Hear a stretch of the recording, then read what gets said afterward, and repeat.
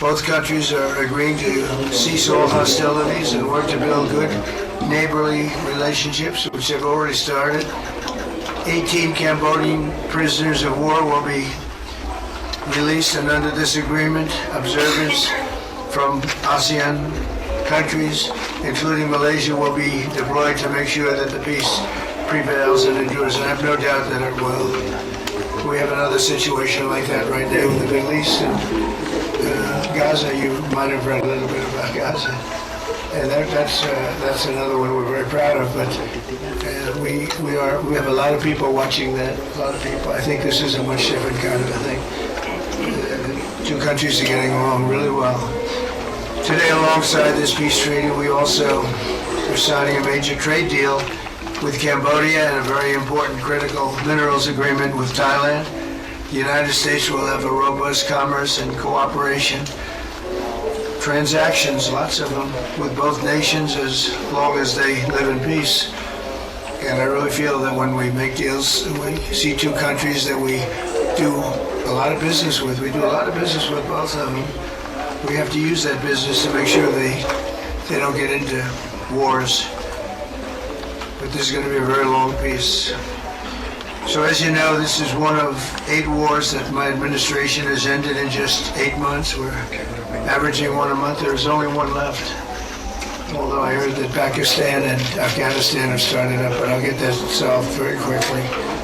I know them both, and Pakistan, the Field Marshal and the Prime Minister are great people, and I have no doubt we're going to get that done quickly.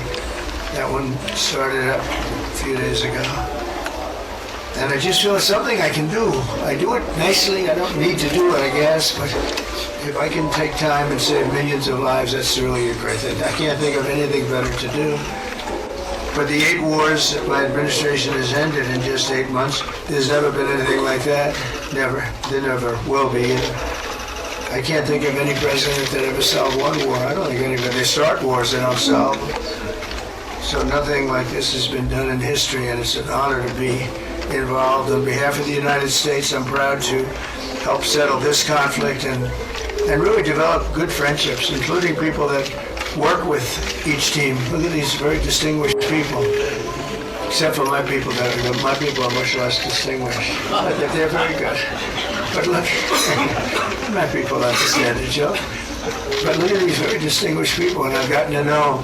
I want to thank Marco Rubio for being here. It was great. You always help. He's born for this job. He really was. He was born for this job. Secretary of State Jameson, thank you very much for all you did on helping too. He's the foremost expert on trade, and we're going to be doing another couple of stops where we'll be talking about no war, just pure trade. We'll be talking to President Xi in a day. We'll be stopping at Japan. We'll be stopping at South Korea. And we'll be doing some other things, but they're more related to trade. But on behalf of the United States, I'm proud to help settle this conflict and forge a future for the region where proud independent nations can prosper and thrive, safety, security, and peace. It's an amazing thing that's happened to the United States because a year and a half ago, we were a dead country. We were actually a dead country, and now we're the hottest country anywhere in the world. And when I called you, we were in the process of becoming hot. It's actually quite a while right now, but we were sort of on our way. And we had won the election big in a massive amount. And so I was respected when I called you, and it was a little bit easier. I think it's easier when you respect somebody than if you don't respect somebody. If you don't respect somebody, it never happens. But I won't forget that day because it was one of the first wars that I got involved in. And I love doing it. It's like, I shouldn't say it's a hobby because it's so much more serious than a hobby, but it's something that I'm good at, and it's something I love to do. The United Nations should be doing this, but they don't do it. They don't do it. They turned off my teleprompter when I made a speech. I had to make a speech without a teleprompter. They're good at that.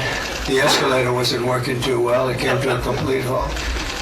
But, the United Nations has such great potential. I wish they could do it. They didn't get involved with us at all. We just did the deal and reported the deal, and everybody was sort of amazed that we got it done so quickly and so nicely.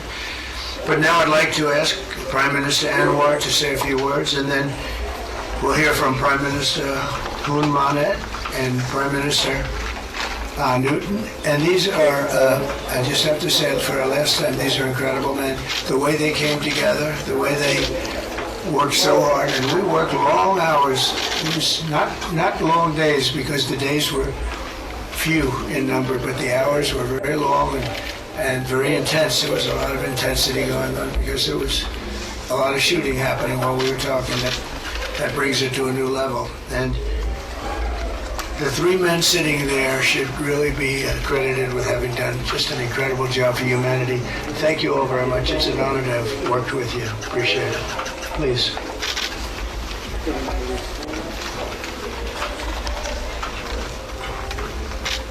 Thank you, President Donald J. Trump, for giving us this honor. And on behalf, of course, Malaysia and our colleagues in ASEAN, I must thank you for your concern, for your empathy, and for your commitment to support this peace deal. When I first received your call, and then urging me to do more, supporting our initiative, and you personally did call both Prime Ministers to urge for a speedy peace settlement. I would say a great thank you. And we, of course, admire your tenacity, your courage, because the world needs leaders who promote peace strongly. And to achieve that, you have to break some rules, as you did today. When President arrived, he asked me to join him in the car. I said that's against the security and protocol rules. And he was delighted to break the rules, and I... It was a nice ride. And we share a lot of things in common. I was in prison, but he almost got there. But with very good exchanges on a number of issues. Of course, priority is, of course, the peace deal. Thank you, both Prime Ministers. You did a great job. We are delighted to have you as colleagues, as true friends, and you understand the need to secure peace to save our people, and also the ASEAN position as a region of peace and prosperity. And I must also share with you here that I took the opportunity, full opportunity, without Secretary Rubio knowing this, exploring other issues too, and thank the President for his effort to secure peace in many parts of the world, including Gaza, and urging him to remain focused and ensure that there's comprehensive peace that the world requires. And I am delighted, truly, President, to hear from you personally how determined you are to ensure that peace is achieved in the most intractable areas, almost impossible. You did it, and we have shown our support and call on the United States in particular to continue this with the support of many not only neighbors but the world. I must also take this opportunity to thank Secretary Rubio, Emerson, and Ambassador Kagan, because they were very helpful. I mean, you didn't say that, I must say that, because they were extremely helpful in ensuring that you come here. I mean, I wasn't sure when you said to me, yes, Prime Minister, I know I'm coming. Well, I'm not sure, because, I deal with a lot of politicians. But you are an exception. Thank you, Mr. Donald Trump. Thank you very much again.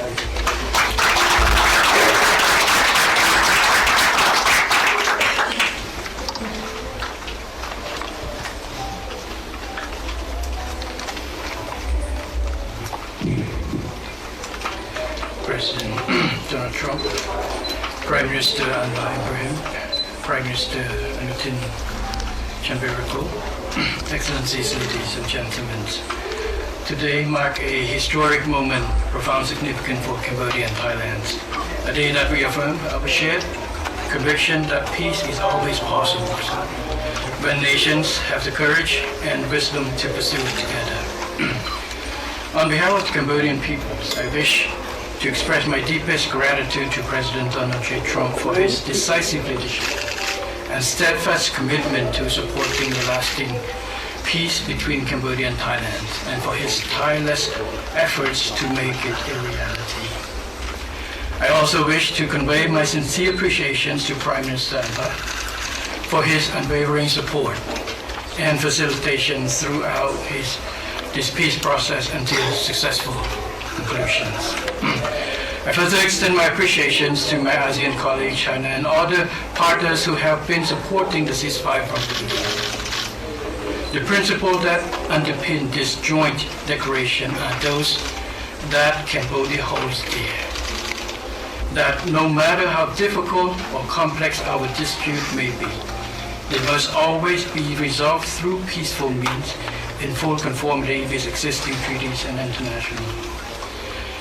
Cambodia reaffirms a strong commitment to fully and faithfully implementing these joint declarations and to continuing to work closely with Thailand and all our partners to ensure that this peace endures and brings tangible benefit to our peoples.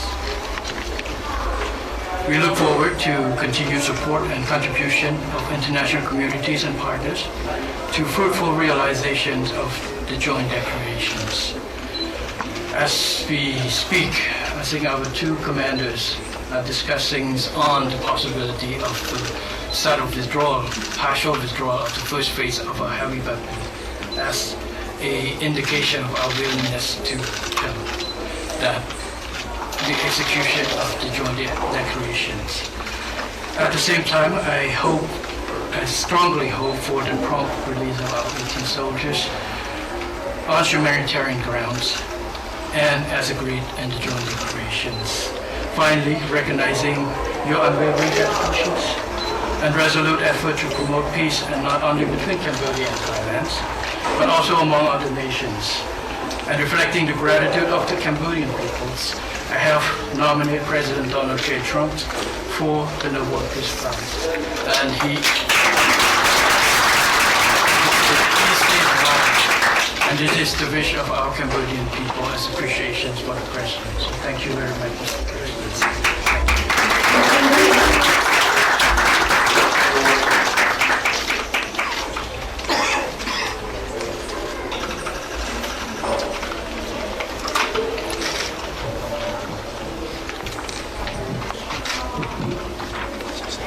President Trump, Prime Minister Anwar, Prime Minister Hun, Excellencies, distinguished colleagues, today marks a new chapter for Thailand and Cambodia. Today we take a concrete step towards peace. I would like to thank Prime Minister Anwar Ibrahim for the leadership as ASEAN Chair and your strong efforts in upholding ASEAN unity. And I also wish to express my sincere appreciation to President Donald J. Trump for your personal dedication to peace between our two countries. And in addition, I thank so much for the kind words of condolences that the President has given to our country on the great loss of our beloved Queen Mother. It means a lot to Thai people. We have come a long way since agreeing to the ceasefire here in Malaysia on 28th of July. The discussions since then have led to this important outcome, which is the signing of our joint declaration today. And I have to thank Prime Minister Hun for his cooperation and support that led us to this moment. Thailand stands for peace. This declaration reflects our will to resolve differences peacefully in full respect of sovereignty and territorial integrity. This declaration, if fully implemented, will provide the building blocks for a lasting peace. But more importantly, it will begin the process of mending our ties. Our border communities have been divided by conflict, and innocent civilians have suffered immense losses. This declaration places a firm responsibility our two parties to act. I believe we can achieve what seemed beyond reach a few months ago. To this end, I welcome the agreement that following the signing of this joint declaration today, both sides will begin implementing all the agreed points, in particular promptly removing heavy weapons from the border areas to ensure the safety of our people, to build confidence and trust. And Thailand will also begin the process of releasing the 18 detained Cambodian soldiers. We have a responsibility to act in earnest and in good faith, and that will restore livelihoods and protect the well-being of our communities along our shared border. To achieve real change on the ground, what we agree on here must be implemented. Only then can we truly turn to a new page. Only then can we assure that our people's security and safety. Only then can we achieve real peace. This is what our people expect of us, and this is what they deserve. Peace with dignity.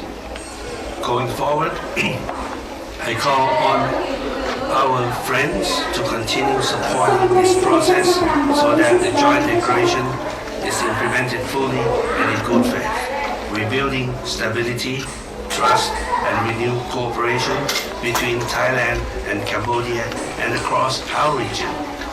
I am also pleased that today we announced a joint statement on a framework for a U.S.-Thailand agreement on reciprocal trade, which I hope will facilitate our negotiations on tariffs for conclusion by end of this year.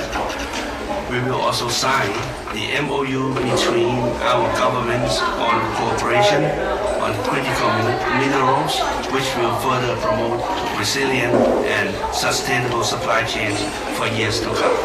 Thank you once again. Thank you from the bottom of my heart. Thank you.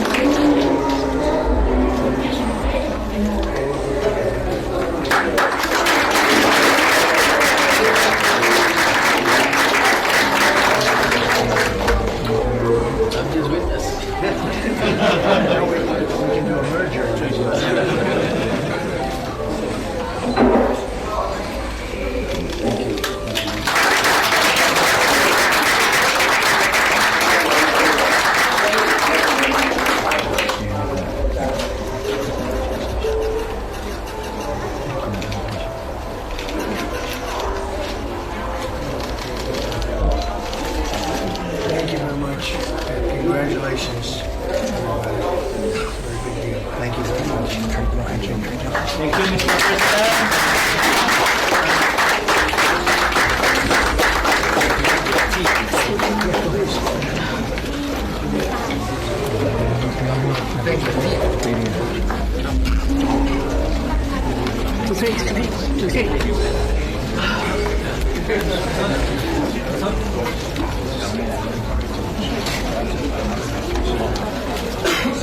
After signing the